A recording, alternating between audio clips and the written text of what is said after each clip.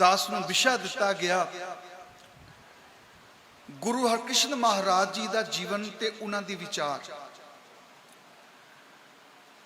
अजोके समय दे विच कुछ साडी फितरत ऐसी हो गई,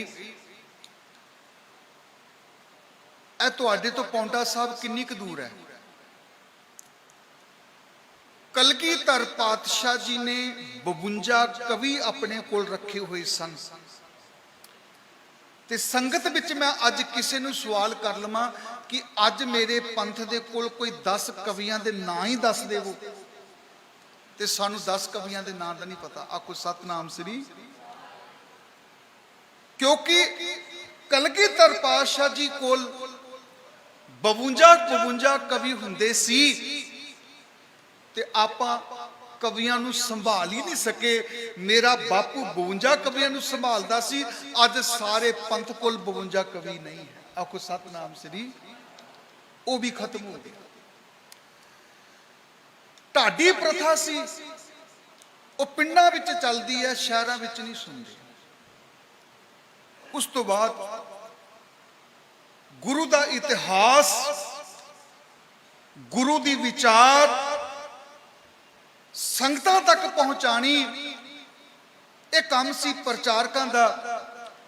तुहाडे बहुत वड्डे इश्तिहार दुनिया विच फैले इस समागम दे ते तुसी दिल्ली दे समागमां दे भी पढ़दे हो इश्तिहार। 8-8 9-9 जथे हुंदे ने पर उन्हां विच प्रचारक कोई नहीं हुंदा। आखो सतनाम श्री। मैं बेनती कर देवां, सिर्फ कीर्तन दरबार तक आपां सीमित रह गए।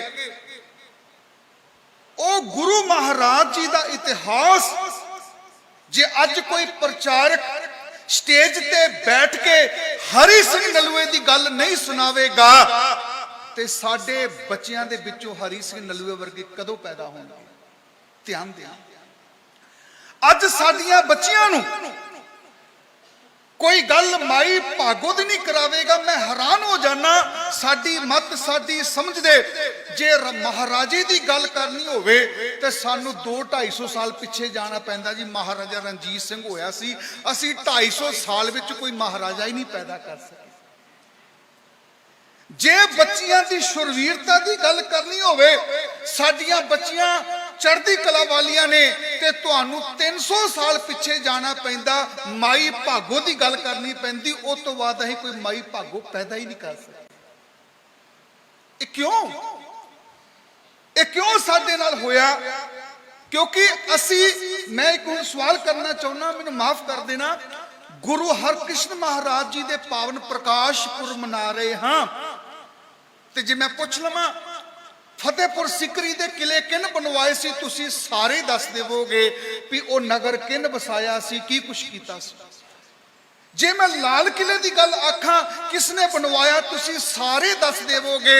जे मैं ताजमहल की गल करा तुसी सारी हिस्टरी दस देवोगे।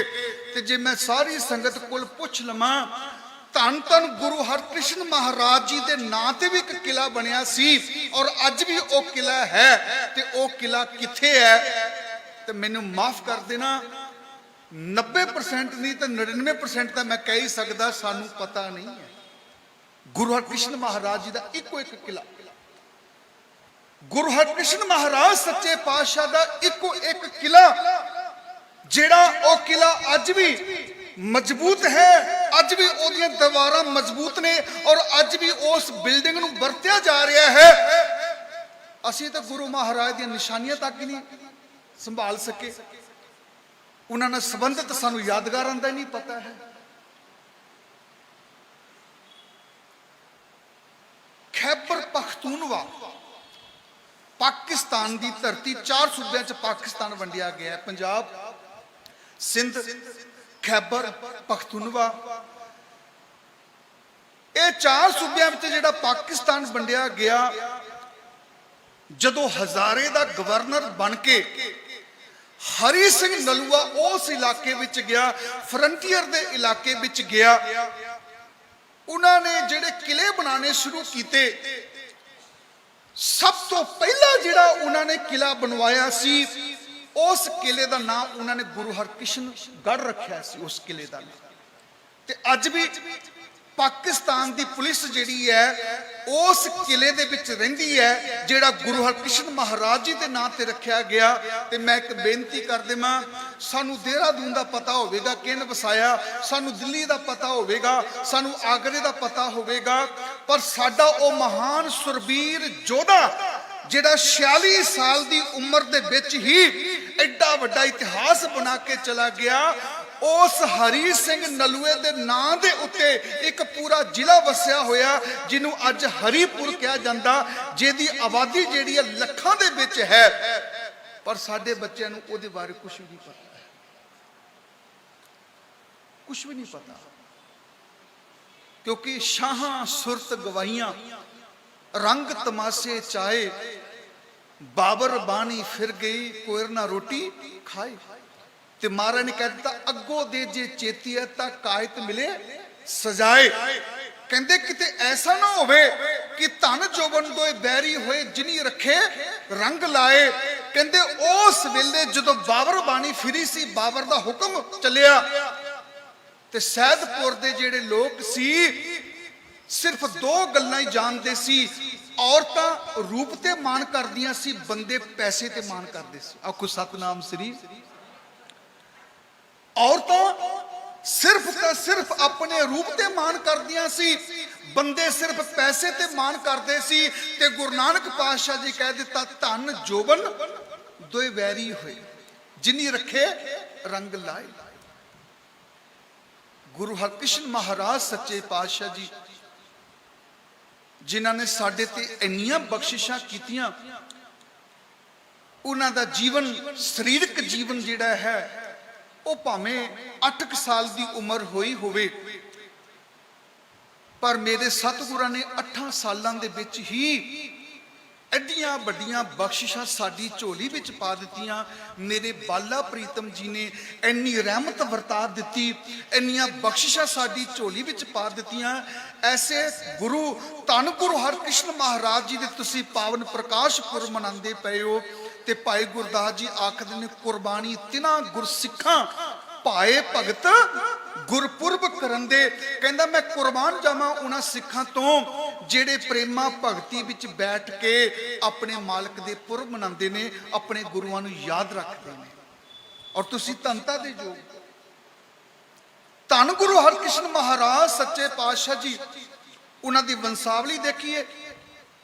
छेवें पातशाह जी दे 5 पुत्तर, 5 पुत्रां विच सब तो वड्डे बाबा गुरदित्ता जी ते बाबा गुरदित्ता जी दे 2 पुत्र धन गुरु हरराय महाराज जी ते धीरमल ते धन गुरु हरराय महाराज जी दे अगे 2 सपुत्र बाबा राम राय जी ते धन गुरु हरकृष्ण महाराज सच्चे पातशाह जी। और मैं एक बेनती होर कर देवां, इस गुरु हरराय महाराज जी दे गृह विखे ही माता कृष्ण कौर जी ते धन गुरु हरराय महाराज जी दे गृह विखे 7 जुलाई सन 1656 नूं धन गुरु हरकृष्ण महाराज जी का प्रकाश हुंदा है। उस तो पहला एक वड्डी घटना घटदी है, जदों औरंगजेब बादशाह ने सुनेहा भेजिया ते बाबा राम राय जी जेड़े दिल्ली की धरती ते जांदे ने। ते मैं एक बेनती कर देवां, सारा जहान ये गल कहंदा है कि गुरु कलगीधर पातशाह जी ने अपने पुत्रां नूं पंथ तो वार दिता सी।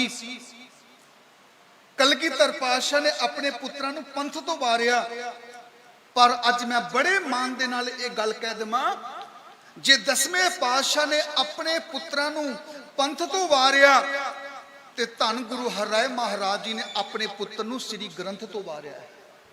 क्या ग्रंथ साहब तो वारिया है। और कमाल की गल यह है कि उन्हां दी गलती की सी, सिर्फ एक अल्फाज नहीं अद्धा अल्फाज, बेईमान ते मुसलमान। मान तो दोनों के पिछे लगा, बेई ते मुसल, सिर्फ अद्धा अल्फाज बदलिया ते धन गुरु हरराय महाराज सच्चे पातशाह जी ने कह दिता सी, पुत्र जिस बाणी ने दुनिया का उद्धार करना सी, जिस बाणी ने सारी दुनिया का उद्धार करना सी, मेरे लाल तू साडी शान के खिलाफ कुछ बोल दिंदा, पर धन गुरु नानक सच्चे पातशाह दी जे तू बाणी का सत्कार नहीं कर सकता ते अज तो बाद तू साडे मत्थे नहीं लगना है। आखो सतनाम श्री। जे गुरु हरकृष्ण महाराज जी का पावन प्रकाश पुरब मना रहे हो तो यह गल हमेशा याद रखना, जिस गुरु के पावन दिन मनाते पे हो, जिन्हों के इतिहास को तुसी सुनते पे हो, जिन्हों की पावन बाणी में सुनते पे हो, उन्होंने अद्धा अल्फाज भी सहन नहीं किया सी। जे बाबे नानक की बाणी का अद्धा अल्फाज तुसी चेंज कर दिता ते तुसी साडे कुछ नहीं लगते कि साडियां अखां दे सामने कच्चियां पिलियां गल्लां कह के तुर जांदे ने, बाणी नूं तोड़ मरोड़ के जिहड़ा पेश कर दिंदे ने, पर साडे विच जुरत नहीं हुंदी कि उठ के कह सकीए कि भाई साहब एक कच्चियां जियां गल्लां की करदे पए हो, एक कच्चियां धारना जियां क्यों पढ़दे पए हो। तुसी बाणी दा सत्कार करो, बाणी दे नाल जुड़ो, बाणी दे नाल सानू जोड़ो। पर जे ये हिम्मत साडे अंदर नहीं आई तो मैनू माफ कर देना साध संगत जी, फिर आपां जिन्ने मर्जी गुरपुरब मनाते रहिए, साडी जिंदगी दे विच कदी बख्शिश नहीं हो सकती। ध्यान दे। और बड़ी खुशी की गल है, 100 अखंड पाठ रखे होण ते सुनन वाले 10 ना होण, ये बेअदबी है। आखो सतनाम श्री। 100 सुनन वाले होण ते एक श्री गुरु ग्रंथ साहिब दा प्रकाश होवे, एक बाणी दा प्रवाह चलदा होवे तां गल बनदी है।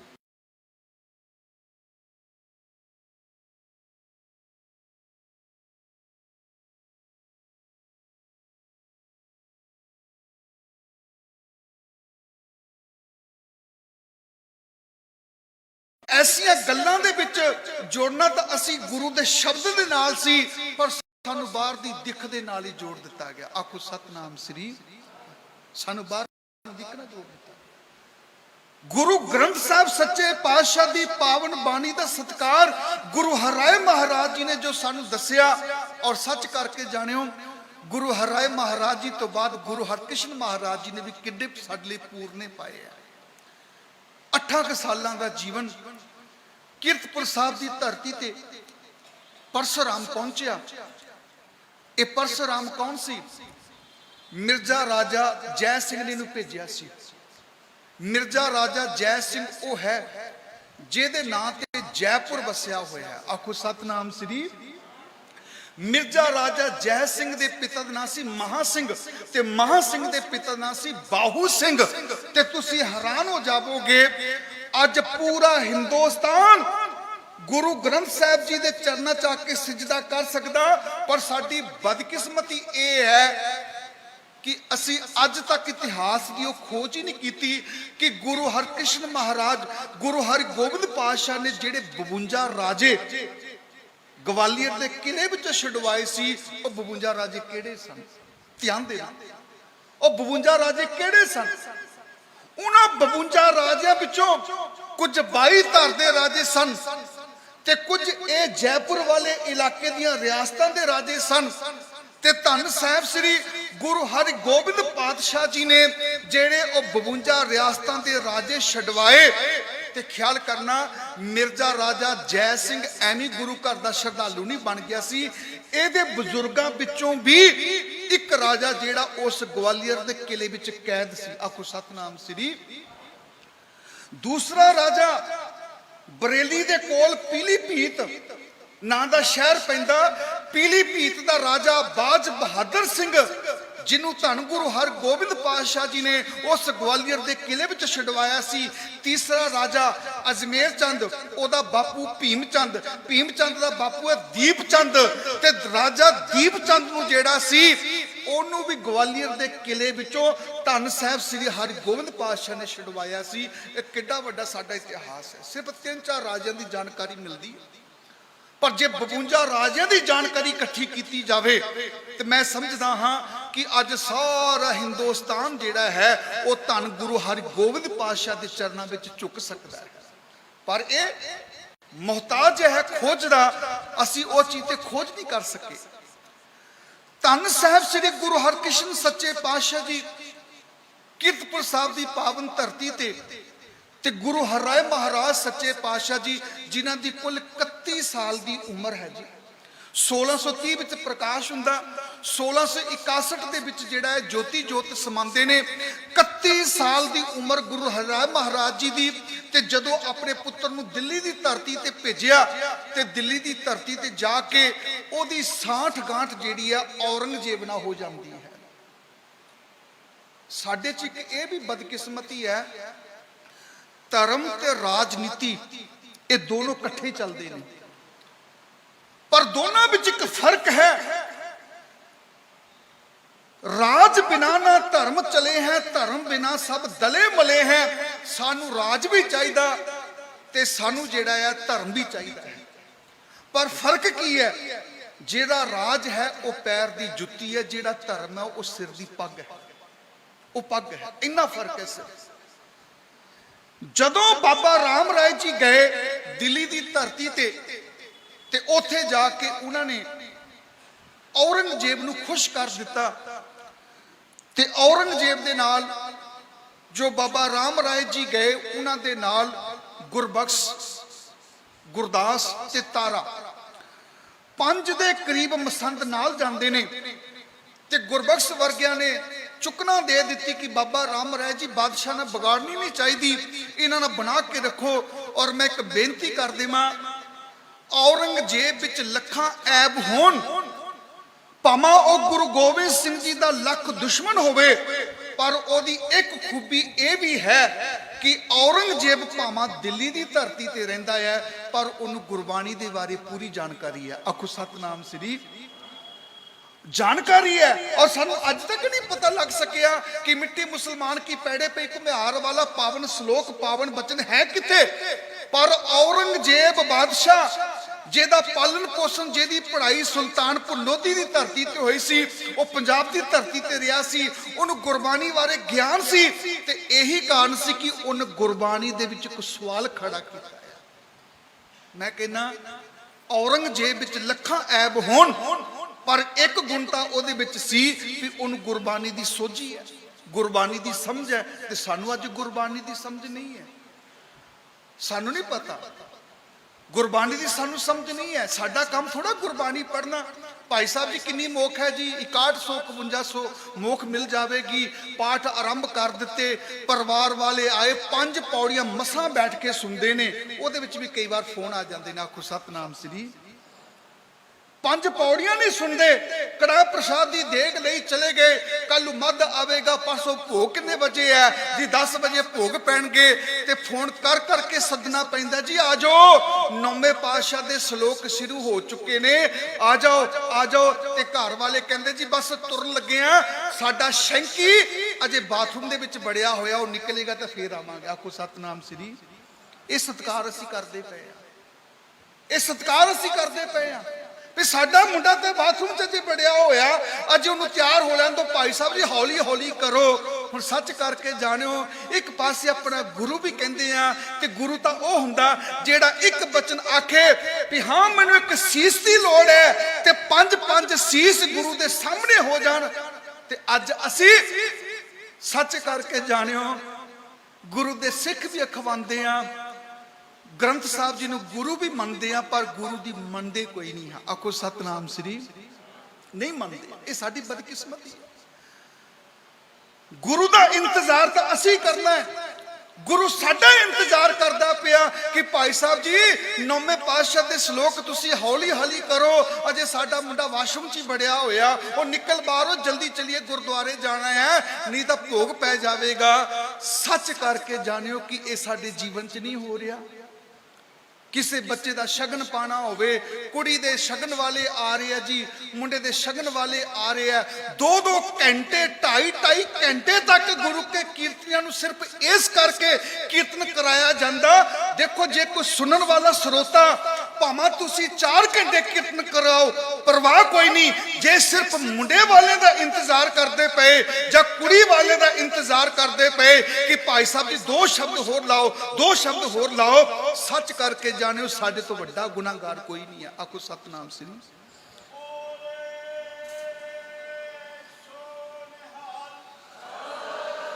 ਸਾਡੇ ਤੋਂ ਵੱਡਾ ਗੁਨਾਹਗਾਰ ਕੋਈ ਨਹੀਂ ਹੈ। ਅਸੀਂ ਤਾਂ ਸਤਿਗੁਰਾਂ ਦੀ ਪਾਵਨ ਬਾਣੀ ਦਾ ਸਤਿਕਾਰ ਕਰਨਾ, ਔਰ ਸਤਿਗੁਰਾਂ ਨੇ ਆਪਣੇ ਪੁੱਤਰ ਤੱਕ ਨੂੰ ਤਿਆਗ ਦਿੱਤਾ ਕਿ ਮੇਰੇ ਪੁੱਤਰ, ਜੇ ਗੁਰੂ ਨਾਨਕ ਦੀ ਬਾਣੀ ਦਾ ਤੂੰ ਸਤਿਕਾਰ ਨਹੀਂ ਕਰ ਸਕਿਆ। ਕਵੀ ਮਰਗੇਸ਼ ਨੇ 2 ਲਾਈਨਾਂ ਲਿਖੀਆਂ ਨੇ, ਬੜੀਆਂ ਸੋਹਣੀਆਂ ਕਵਿਤਾ ਜੀ ਲਿਖੀ ਹੈ, ਬੜੀਆਂ ਸੋਹਣੀਆਂ। ਕਹਿੰਦੇ ਜਦੋਂ ਗੁਰਬਖਸ਼ ਗੁਰਦਾਸ ਤੇ ਤਾਰੇ ਦੇ ਕਹਿਣ ਉੱਤੇ ਬਾਬਾ ਰਾਮ ਰਾਏ ਨੇ ਔਰੰਗਜ਼ੇਬ ਨੂੰ ਖੁਸ਼ ਕਰ ਲਿਆ ਤੇ ਮਹਾਰਾਜ ਜੀ ਤੱਕ ਇਹ ਖਬਰ ਪਹੁੰਚੀ, ਸਤਿਗੁਰੂ ਬਾਕੀ ਤਾਂ ਸਭ ਕੁਝ ਠੀਕ ਹੈ, ਪਰ ਤੁਹਾਡੇ ਪੁੱਤਰ ਦੀ ਔਰੰਗਜ਼ੇਬ ਦੇ ਨਾਲ ਬੜੀ ਨੇੜਤਾ ਹੋ ਗਈ ਹੈ। ਕਾਰਨ ਕੀ? ਕਿਉਂਕਿ ਗੁਰਬਾਣੀ ਦੀ ਤੁਕ ਨੂੰ ਅੱਧੇ ਅਲਫਾਜ਼ ਨੂੰ ਚੇਂਜ ਕਰ ਦਿੱਤਾ। ਤੇ ਧੰਨ ਗੁਰੂ ਹਰਕ੍ਰਿਸ਼ਨ ਮਹਾਰਾਜ ਜੀ ਨੇ ਜਿਹੜਾ ਸੁਨੇਹਾ ਭੇਜਿਆ ਸੀ, ਕਵੀ ਮਰਗੇਸ਼ ਨੇ ਬੜੀਆਂ 2 ਸੋਹਣੀਆਂ ਲਾਈਨਾਂ ਲਿਖੀਆਂ। ਕਹਿਣ ਲੱਗਾ, ਜਹ ਬਾਣੀ ਸਭ ਜਗਤ ਉਧਾਰਾ, ਤਿਸ ਕੋ ਛੋੜ ਅਵਰ ਚਿਤ ਰਾਹਾ, ਖੁਸ਼ੀਆਂ ਲੇਤ ਹੋ ਬਾਦਸ਼ਾਹੂ, ਫਕੀਰਨ ਸੰਗ ਕੈਸੇ ਨਿਰਬਾਹੂ। ਕਹਿਣ ਲੱਗੇ, ਸੱਜਣਾ, ਜਿਸ ਬਾਣੀ ਨੇ ਦੁਨੀਆ ਦਾ ਉਧਾਰ ਕਰਨਾ ਸੀ, ਸੱਜਣ ਠੱਗ ਵਰਗੇ ਜਿਸ ਪਾਵਨ ਬਾਣੀ ਦੇ ਇੱਕ ਸ਼ਬਦ ਦੇ ਨਾਲ ਉਹਨਾਂ ਦਾ ਬੇੜਾ ਪਾਰ ਹੋ ਗਿਆ। ਜਹ ਬਾਣੀ ਸਭ ਜਗਤ ਉਧਾਰਾ, ਤਿਸ ਕੋ ਛੋੜ ਅਵਰ ਚਿਤ ਰਾਹਾ, ਖੁਸ਼ੀਆਂ ਲੇਤ ਹੋ ਬਾਦਸ਼ਾਹੂ, ਫਕੀਰਨ ਸੰਗ ਕੈਸੇ ਨਿਰਬਾਹੂ। ਜਹ ਬਾਣੀ ਸੰਗ ਤਾਤੀ ਤਾਪਤ, ਬਾਲੂ ਸੀਸ ਦੇਗ ਤਨ ਰਾਖਤ, दूध में कांजी पढ़ न देता, प्राण तजे श्री गुरुकुल केता। कहते सज्जना ये ओ बाणी है जदों सज्जू काना पीलू सज्जू साहू हुसैन वर्गे आए ते कह लगे जी साडी भी बाणी दर्ज करो। धन गुरु अर्जन पातशाह ने कह दिता सी दुध विच कांजी नहीं पाया जा सकदा, ये बाणी तां उस महापुरख रब दी है, तुहाडियां कच्चियां पिलियां कवितावां दा कोई मुल नहीं। कहते ने उन्हां काना पीलू सज्जू शाह हुसैन वर्गिया ने जाके चुगलियां कीतियां। धन गुरु अर्जन सच्चे पातशाह तत्तियां तवियां ते बैठ गए, पर उन्होंने दुध विच कांजी नहीं पैन दिती सी। मेरे लाल तू अज गुरु नानक सच्चे पातशाह जी नूं छड्ड के बादशाह नूं खुश करदा पिया। जह बानी सब जगत उधारा, तिसको छोड़ अवरचित राहा, खुशियां लेत हो बादशाहू, फकीरन संग कैसे निर्बाहू। जह बानी संग ताती तापत, बालू सीस देग तन राखत, दूध में कांजी पर न देता, प्राण तजे श्री गुरुकुल केता। कहते तुम तो काशी ते फिट जावत, टका ना देत मीर सो चाहत। मेरे लाल तू तो उस काशी ना भी माड़ा जेड़ा जहांगीर बादशाह दे अगे एक टका चुक के लै गया सी कि बादशाह मैनू भुलेखा लग गया, मैं गुरु हरगोबिंद पातशाह दे भुलेखे करके तेरे अगे घाह दी पंड रख के चला गया। कहंदे तू तां उस कासी नाल भी गया गुजरिया है।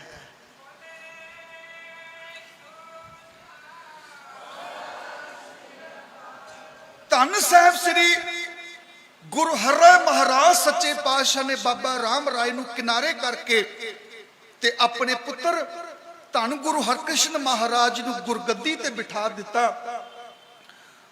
ज्योति जोत समाए गुरु हरकृष्ण महाराज सच्चे पातशाह जी उन्होंने साडे लई बड़े पूरने पाए ने, सच करके जाने। गुरु हरकृष्ण महाराज, चलो मैं एक सवाल करना चाहना, पूरे वर्ल्ड दे विच 195 देश है, आखो सतनाम श्री। पूरे वर्ल्ड विच 195 देश है ते 128 देशां विच कलगीधर पातशाह दा निशान झूलदा पिया। 128 देशां विच गुरु कलगीधर पातशाह दा निशान झूलदा पिया। ते सच करके जानियो साध संगत जी, गुरु गोबिंद सिंह महाराज जी का वह निशान झूलता पिया ते दोनों टाइम अरदास में तुहानूं याद करते हैं। क्यों क्यों करते हैं? साडी सोच की है? असी एक बुढ़ी बुजुर्ग माता 80 ਕੁ ਸਾਲਾਂ ਦੀ ਮੰਜੇ ਤੇ ਪਈ ਹੋਈ ਤੇ ਕਹਿੰਦੀ ਪਈ ਹੈ, ਮੈਂ ਉਨਾ ਚਿਕਰ ਨਹੀਂ ਮਰਨਾ ਜਿੰਨਾ ਚਿਕਰ ਮੈਂ ਆਪਣੇ ਪੋਤਰੇ ਦਾ ਮੂੰਹ ਨਾ ਦੇਖ ਲਵਾਂ। ਆਖੋ ਸਤਨਾਮ ਸ੍ਰੀ। ਮੈਂ ਪੋਤਰੇ ਦਾ ਮੂੰਹ ਨਾ ਦੇਖ ਲਵਾਂ। ਇੱਕ ਪੋਤਰੇ ਦੀ ਆਸ ਰੱਖ ਕੇ ਇੱਕ ਮੁੰਡਾ ਸਾਨੂੰ ਚਾਹੀਦਾ ਤੇ ਪਤਾ ਨਹੀਂ ਕਿੰਨੀਆਂ ਕੁ ਧੀਆਂ ਆਪਾਂ ਕੁੱਖ ਵਿੱਚ ਹੀ ਮਰਵਾ ਦਿੰਦੇ ਹਾਂ। ਆਖੋ ਸਤਨਾਮ ਸ੍ਰੀ ਵਾਹਿਗੁਰੂ। ਅਗਰ ਅਸੀਂ ਹਿੰਦੁਸਤਾਨ ਦੇ ਅੰਕੜੇ ਕੱਢੀਏ, ਤਕਰੀਬਨ 2009 ਦੇ ਵਿੱਚ ਮੈਂ ਗੁਰਮਤਿ ਪ੍ਰਕਾਸ਼ ਪੜ੍ਹਦਾ ਪਿਆ ਸੀ, ਜੋ ਸ਼੍ਰੋਮਣੀ ਗੁਰਦੁਆਰਾ ਪ੍ਰਬੰਧਕ ਕਮੇਟੀ ਵੱਲੋਂ ਛਾਪਿਆ ਜਾਂਦਾ, ਤੇ ਉਹਦੇ ਚ ਪੜ੍ਹ ਕੇ ਮੈਂ ਹੈਰਾਨ ਹੋ ਗਿਆ। ਭਰੂਣ ਹੱਤਿਆ ਦੇ ਵਿੱਚ ਸਭ ਤੋਂ ਪਹਿਲੇ ਨੰਬਰ ਤੇ ਜਿਹੜਾ ਜ਼ਿਲ੍ਹਾ ਆਇਆ ਪੰਜਾਬ ਦੇ ਵਿੱਚ, ਜਿੱਥੇ ਸਭ ਤੋਂ ਵੱਧ ਭਰੂਣ ਹੱਤਿਆ ਹੁੰਦੀ ਹੈ, ਉਹ ਹੋਰ ਕੋਈ ਨਹੀਂ, ਸਾਹਿਬਜ਼ਾਦਾ ਅਜੀਤ ਸਿੰਘ ਨਗਰ, ਜਿਹਨੂੰ ਤੁਸੀਂ ਮੁਹਾਲੀ ਆਖਦੇ ਹੋ। ਇਹ ਪਹਿਲੇ ਨੰਬਰ ਤੇ ਆਇਆ ਸੀ। ਦੂਸਰੇ ਨੰਬਰ 'ਚ ਭਰੂਣ ਹੱਤਿਆ ਵਿੱਚ ਸਭ ਤੋਂ ਅੱਗੇ ਜਿਹੜਾ ਜ਼ਿਲ੍ਹਾ ਆਇਆ, ਉਹ ਕਿਹੜਾ ਸੀ? ਉਸ ਜ਼ਿਲ੍ਹੇ ਦਾ ਨਾਮ ਹੈ ਜ਼ਿਲ੍ਹਾ ਫਤਿਹਗੜ੍ਹ ਸਾਹਿਬ, ਜਿਹਨੂੰ ਅਸੀਂ ਸਰਹੰਦ ਕਹਿ ਦਿੰਦੇ ਹਾਂ। ਇਹ ਕਿਉਂ? ਸਿਰਫ ਇੱਕ ਮੁੰਡੇ ਦੀ ਕੋਸ਼ਿਸ਼ ਕਰਕੇ ਕਿ ਸਾਡੇ ਘਰ ਮੁੰਡਾ ਪੈਦਾ ਹੋਵੇ, ਸਾਡਾ ਉਹ ਨਾਂ ਅੱਗੇ ਲੈ ਕੇ ਚੱਲੇਗਾ, ਦੁਨੀਆ ਵਿੱਚ ਸਾਨੂੰ ਜਾਣੇਗਾ, ਸਾਡਾ ਖਾਨਦਾਨ ਵਧੇਗਾ, ਸਾਡੀ ਜ਼ਮੀਨ ਜਾਇਦਾਦ ਸੰਭੇਗਾ, ਸਾਡਾ ਦੁਨੀਆ 'ਚ ਨਾਂ ਹੋਵੇਗਾ, ਸਾਡਾ ਵੰਸ਼ ਚੱਲੇਗਾ। ਓਏ ਕਲਗੀਧਰ ਪਾਤਸ਼ਾਹ ਨੇ ਤਾਂ ਚਾਰੇ ਦੇ ਚਾਰੇ ਪੁੱਤਰ ਕੁਰਬਾਨ ਕਰ ਦਿੱਤੇ ਸੀ ਕਿ ਦੁਨੀਆ ਦੇ 128 ਦੇਸ਼ਾਂ ਵਿੱਚ ਕਲਗੀਧਰ ਦਾ ਨਿਸ਼ਾਨ ਨਹੀਂ ਝੂਲਦਾ ਪਿਆ।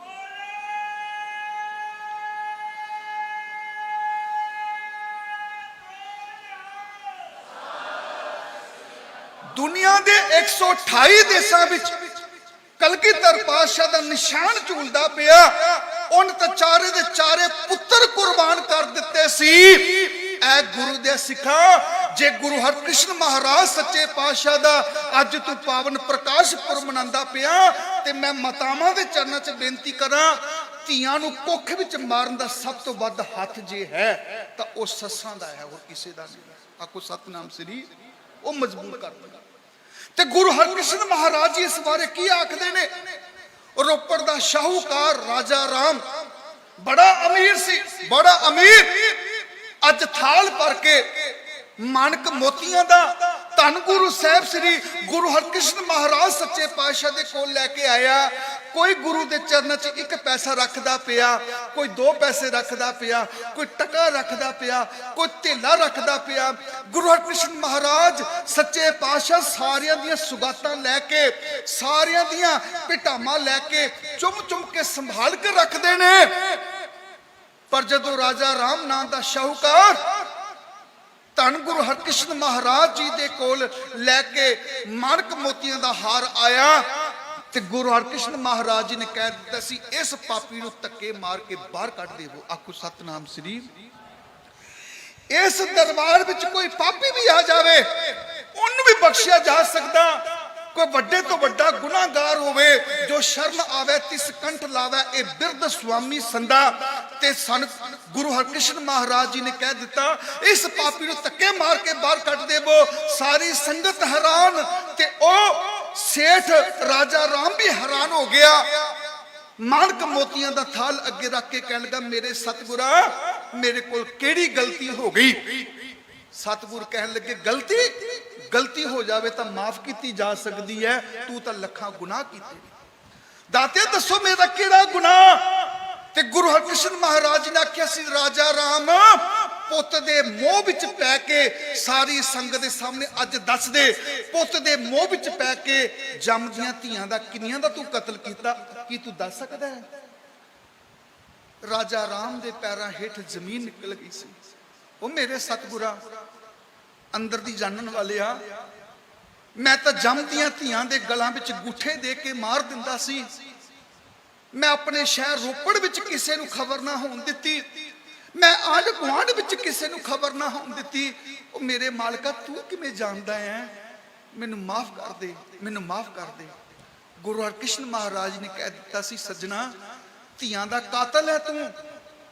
ਤੈਨੂੰ ਮੁੰਡੇ ਦੀ ਚਾਹਤ ਨੇ ਅੰਨਾ ਕਰ ਦਿੱਤਾ, ਤੂੰ ਧੀਆਂ ਦਾ ਕਾਤਲ ਹੈ। ਤੇ ਧੀਆਂ ਦਾ ਕਾਤਲ ਕਦੇ ਵੀ ਗੁਰੂ ਘਰ ਵਿੱਚ ਪ੍ਰਵਾਨ ਨਹੀਂ ਹੋ ਸਕਦਾ। ਹੱਥ ਜੋੜ ਕੇ ਗੁਰੂ ਦੇ ਚਰਨਾਂ ਵਿੱਚ ਡਿੱਗ ਗਿਆ, ਤੇ ਮੈਂ ਮਾਫ ਕਰ ਦੇਵਾਂ। जे अज साडियां भैणां दे अंदर ये ख्याल है, मातावां दे अंदर ये ख्याल है कि मेरे घर विच पोता होवे, मेरे घर विच मुंडा होवे, इस करके नूहां नूं तंग कीता जावे जां असीं उन्हां दा गर्भपात करा दिंदे हां, ते सच करके जाणिओ गुरु हरकृष्ण महाराज सानूं कदी माफ नहीं करनी, कदी माफ नहीं करनी। एक गल पल्ले बन लेना कि बेबे नानकी दुनिया च ओदा नाम नहीं, कि बेबे नानकी कहंदी बे नानका तेरी एक नजर दे नाल रीठे भी मिठे हो जाते ने, तेरा हथ लगे तो पत्थर भी मोम बन जाते ने। ओ मेरे छोटे वीरिया, मेरी कुख विच भी कोई औलाद पा दे तो की गुरु नानक पातशाह जी कृपा ना कर दे? पर बेबे नानकी ने कह दिता सी, ओ मेरा वीर रब दा रूप है, मेरा वीर खुदा दा रूप है, मैनू की लोड़ है इन्हां धीआं पुत्रां दी, मैं अपने वीर दी रज रज के सेवा करा। तो की अज बेबे नानकी ने दुनिया नहीं जानती है? ये सोचना रखा करो। रोज असी पढ़ते हैं सच्चे मार्ग चलदे उस्तत करे। माघ महीना जो आना सारे ने माघी मनानी है।